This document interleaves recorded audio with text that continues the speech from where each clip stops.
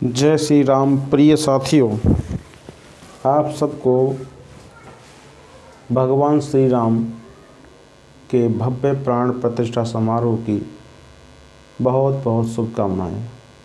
पूरे देश में उत्सव का माहौल है। क्यों ना इस कड़ी में हम भी अपने अपने घर पर भगवान श्री राम के आगमन की खुशी में उत्सव मनाएं।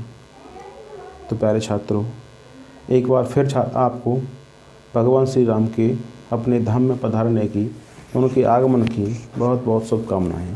जय श्री राम, जय श्री राम। तो आइए इसी कड़ी में, इसी खुशी में हम आपके लिए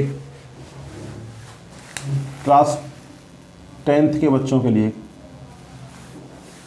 एक बहुत ही महत्वपूर्ण टॉपिक है प्रायिकता लेकर के आए हैं।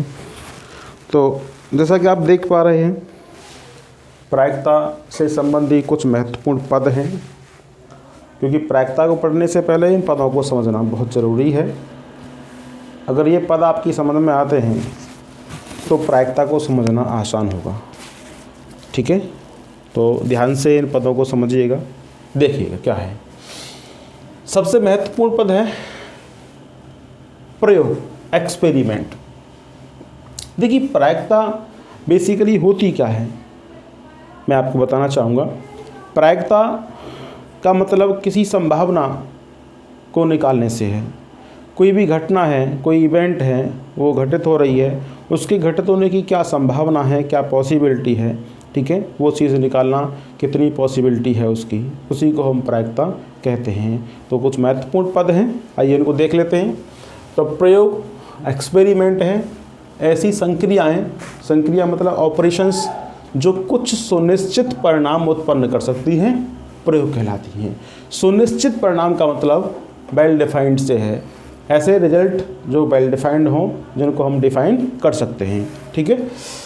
यादृच्छा, एट रैंडम, कोई भी काम हम कर रहे हैं, कोई भी एक्सपेरिमेंट हम कर रहे हैं, अगर वो बिना ऑब्जर्व करे, बिना देखे हम कर रहे हैं, है ना, ऐसा नहीं उसको देख करके, जैसे ताश की गड्डी में से कोई पत्ता निकाल रहे हैं हम, ठीक है ना, अगर वो देख करके निकाल रहे हैं तो उसकी संभावना तो 100% है कि हमने पत्ता देख करके निकाला है।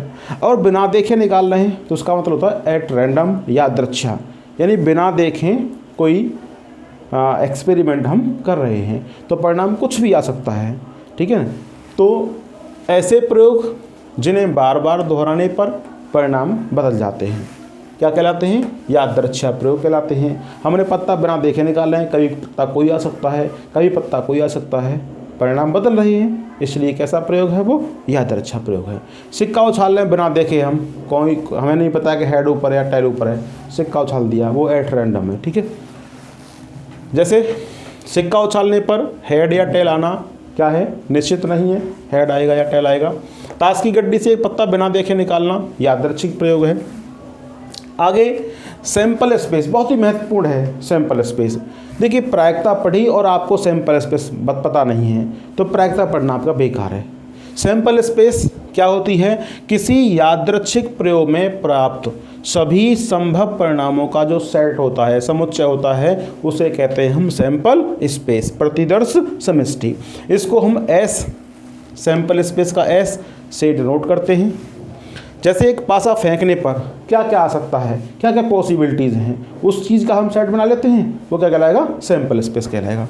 तो पासा फेंकने पर क्या आ सकता है? 1 आ सकता है, 2 आ सकता है, 3 आ सकता है, 4 आ सकता है, 5 आ सकता है, 6 आ सकता है। टोटल पॉसिबिलिटी आ गई इसकी। हमने क्या किया? उसका एक सेट बना दिया, ये सेट ही कहलाएगा सैंपल स्पेस। ठीक है। चलिए आगे चलते हैं। इवेंट क्या होता है? इवेंट जो सैंपल स्पेस में जो एलिमेंट्स आए हैं, एलिमेंटों का जो सब सेट बनेगा, प्रतिदर्श समष्टि एस का प्रत्येक उपसमुच्चय एक घटना कहलाती है।